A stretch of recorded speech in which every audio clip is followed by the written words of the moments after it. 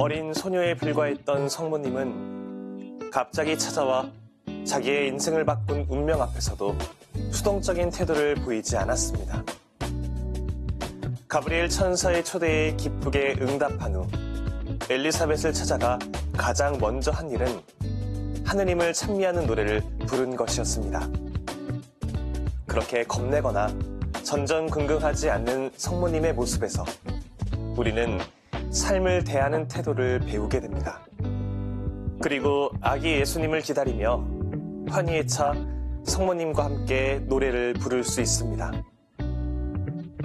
우리의 영혼이 주님을 찬송하고 우리의 마음이 하느님 안에서 기뻐 뛴다고 말입니다.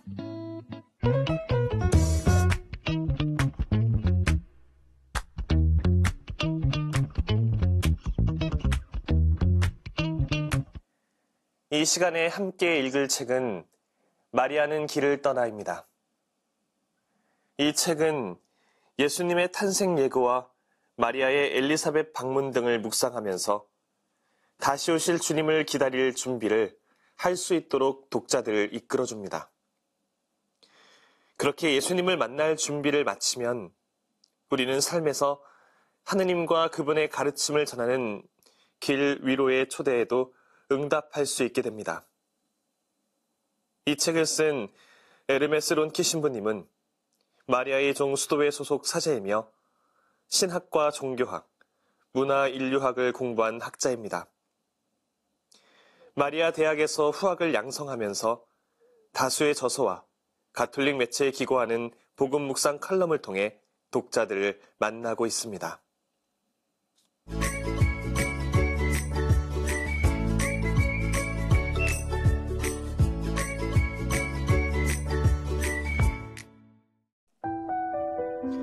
우리가 아주 조그만 모든 일에, 특히 만나는 모든 사람에게 경탄하기 시작하면 우리 마음에도 변화가 생길 것이다. 그들을 신뢰하기에 마음이 가벼워질 것이고 그들을 돌보기 위해 깨어있게 될 것이다. 우리는 특별히 두 가지 측면에서 깨어 있어야 한다. 우리가 살고 있는 시대와 장소에서 새롭게 싹트는 것에 대해 깨어 있어야 하고 모든 사람의 마음속에 자리 잡은 선의 씨앗을 신뢰하며 세상의 평화를 이루기 위해 필요한 것과 방해되는 것에 대해서도 깨어 있어야 한다. 도무지 빛 한 자락 찾아볼 수 없는 존재는 아무도 없다. 아무리 뒤틀렸다 해도 하늘빛 붓터치 하나 없는 역사는 없다. 우리는 보물을 알아볼 줄 알고 빛을 알아볼 줄 아는 눈을 가졌기에 모든 피조물 안에 숨겨진 선함과 아름다움이 활짝 피어나게 해야 한다.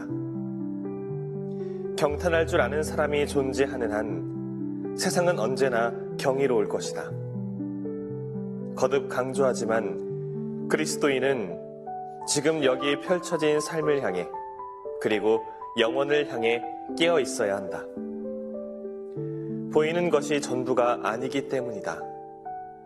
모든 생명은 무한하신 분의 품 안에 있고 모든 생명 안에는 그분의 숨결이 깃들어 있다. 영혼은 모든 순간 속에서 빛나고 모든 순간은 영혼 속으로 스며든다.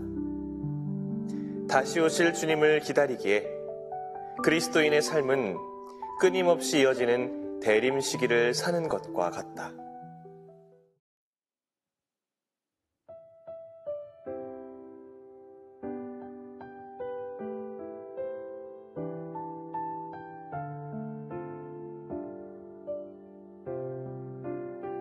내 영혼이 주를 찬송하며 나를 구하신 하느님께 내 마음 기뻐 뛰노나니 당신 종의 비천함을 돌보셨음이로다. 이제로부터 과연 만세가 나를 복되나이까.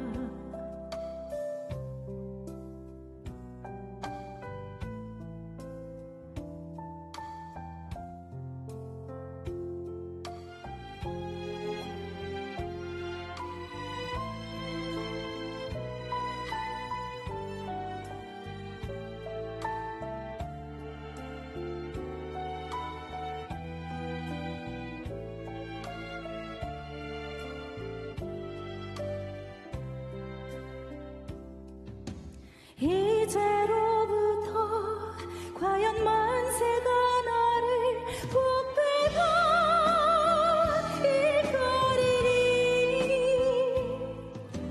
능하신 분이 큰 일을 내게 하셨으리요 그 이름을 거룩하신 분이시로다. 내 영혼이 주를 찬송하며 나를 구하신 하느님께 내 마음 기뻐 뛰노나니 당신 종의 비천함을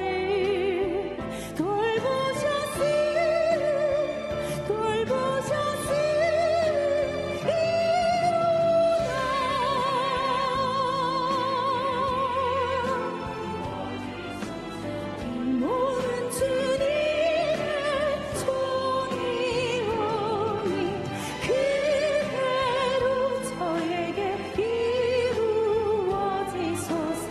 그대로 저에게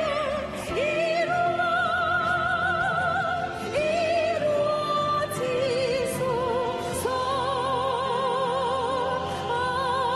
아멘.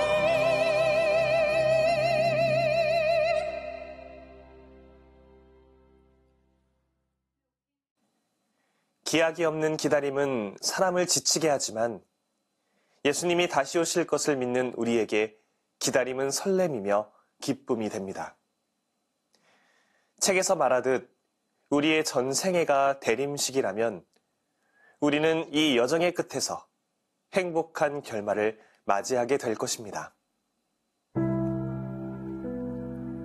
천사가 마리아에게 처음 한 말은 안녕하십니까 같은 격식을 갖춘 인사가 아니라 기뻐하여라였다. 거의 명령에 가까운 기쁨으로의 초대였다. 기뻐하여라. 너는 은총을 가득히 받았다. 하느님이 너를 어여삐 보셨다. 즐거워하여라 마리아. 하느님께서 너를 마음에 두셨다. 참으로 강렬한 울림을 주는 말, 향기로운 말, 마음을 사로잡는 귀한 말이다. 우리 모두가 날마다 듣고 싶어하는 말이다. 천사는 마리아에게 마리아 기도하여라, 무릎을 꿇어라, 회당으로 가거라 하고 말하지 않고 단순히 햇빛이 들어오도록 활짝 열어젖힌 문처럼 내 안에 기쁨이 가득 차도록 마음을 활짝 열어라 하고 말한다. 하느님도 그렇게 우리 가까이 다가오시어 우리를 어루만져 주시고 껴안아 주신다. 가까이 다가오시어 행복을 약속해 주신다. 가까이 다가오시어 우리 삶을 위로하기 위해 당신 자신을 내주신다. 우리가 하는 말과 행동이 누군가의 삶을 위로해 주지 못한다면 우리는 그리스도를 선포하고 있는 것이 아니다. 오늘도 주님께서는 기쁨의 언어로 우리 마음을 사로잡으신다.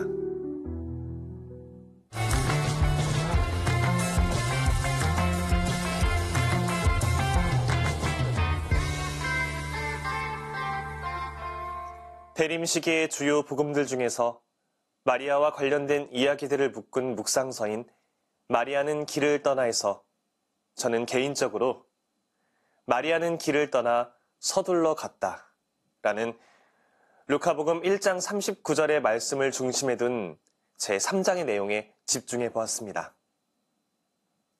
저자는 복음의 이 대목을 근거로 성모님에 대한 참된 신심을 고취하기 위한 새로운 호칭을 제안하는데 바로 서둘러 가는 여인입니다.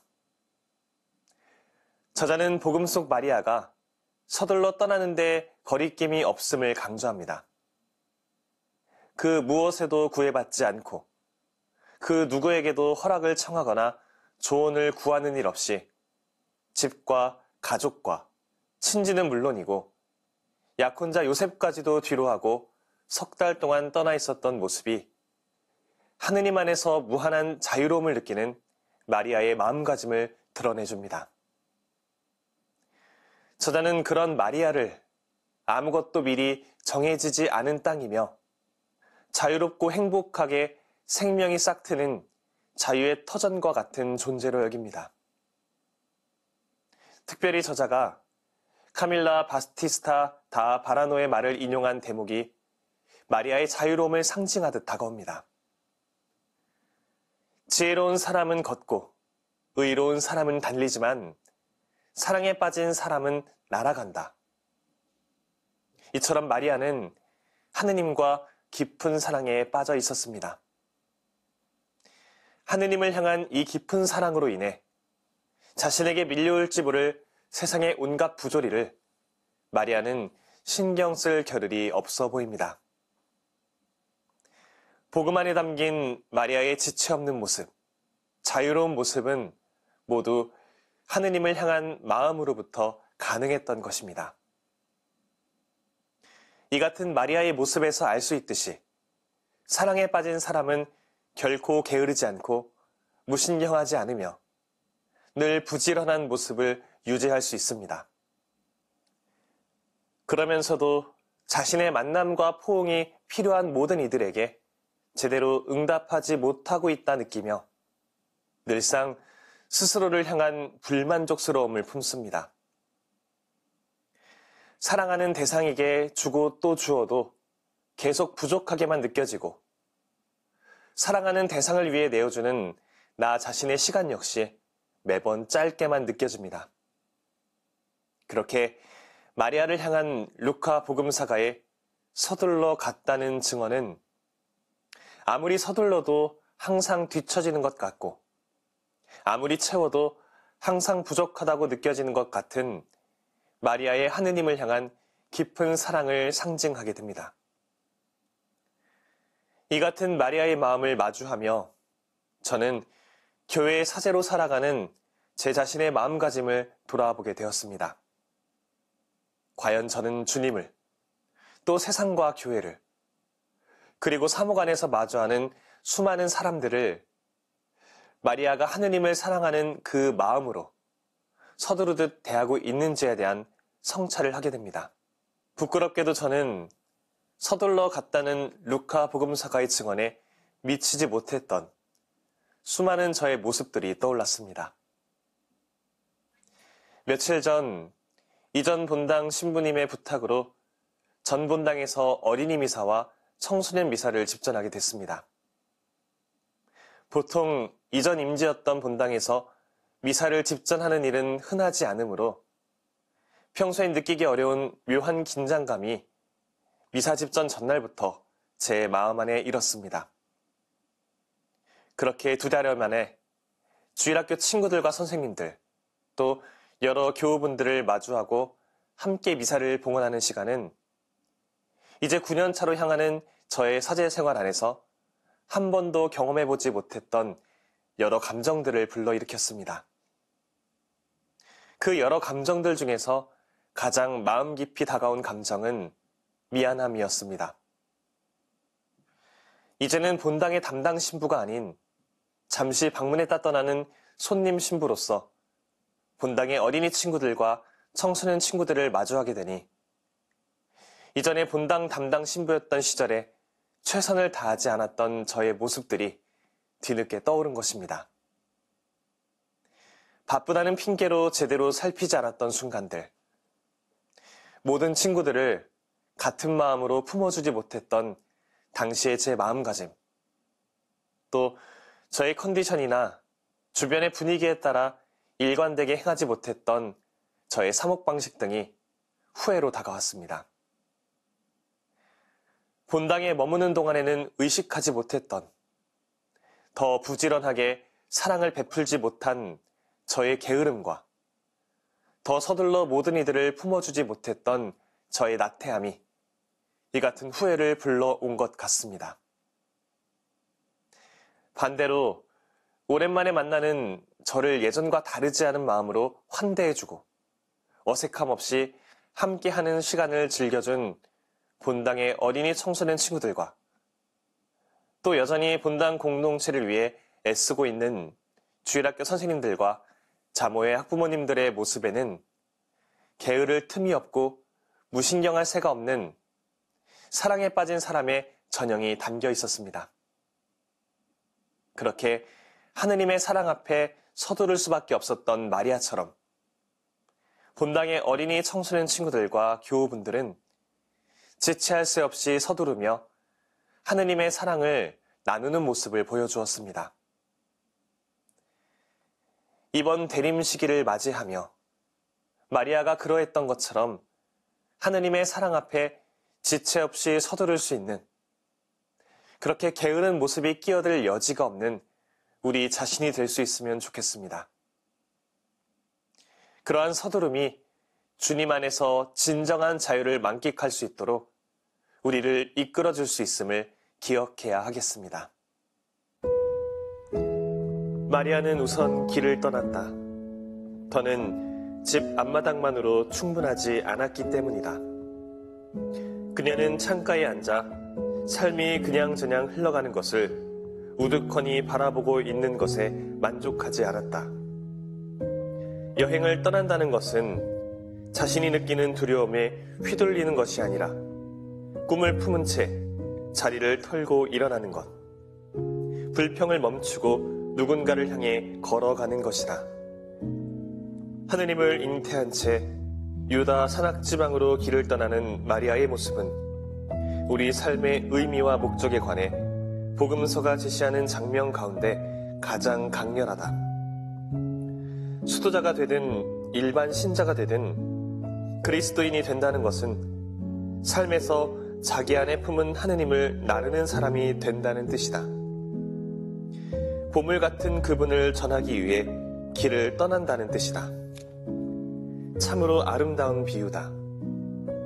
이와 관련하여 시몬 베유는 내가 누군가에게 전해줘야 할 순금 덩어리가 내 안에 존재한다는 확신이 점점 커진다고 표현했다. 나자렛의 마리아는 그리스도인의 정체성을 가장 잘 드러내는 인물이다. 하느님을 잉태한 그녀는 사람들에게 그분을 나른다. 그녀는 말씀을 나르는 사람이다. 그리스도인은 그리스도를 나르는 사람이다.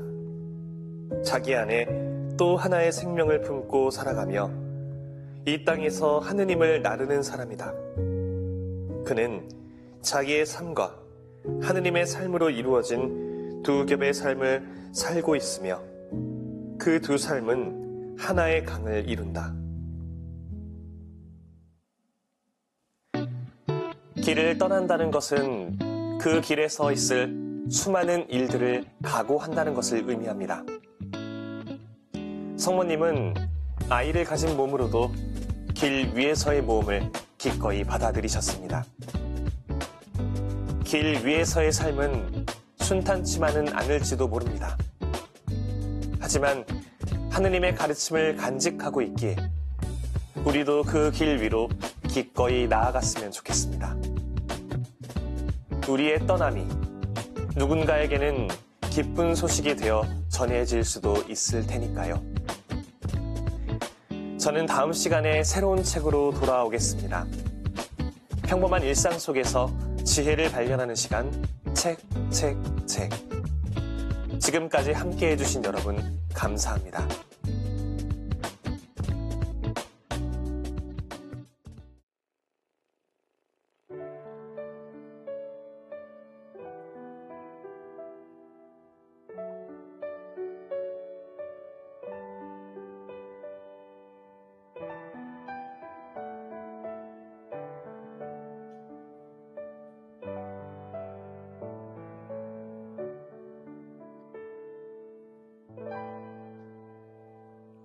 작은